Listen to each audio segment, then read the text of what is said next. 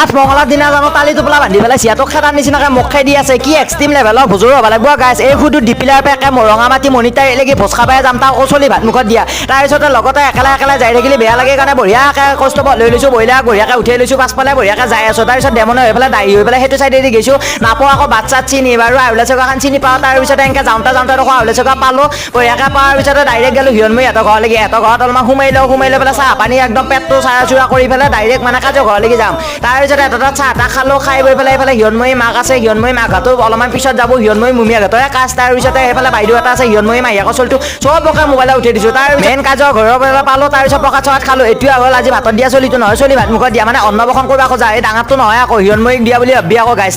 দিবও পাৰে বাৰু সেইটো পিছৰ কথা তাৰপিছত বঢ়িয়াকৈ ভোজত বহিলোঁ ভোজপাতত বঢ়িয়াকৈ বহি পেলাই খালোঁ বলো দেখিছানে একে টেঙা বৈ গৈছে একেবাৰে মনিটাৰী নদীটো আনখাই তাৰপিছতে খালোঁ বলো বিৰাট ভাল লাগিল দিনটো এনজয় কৰি পেলাই ঘৰলৈকে গুচি আহিলোঁ।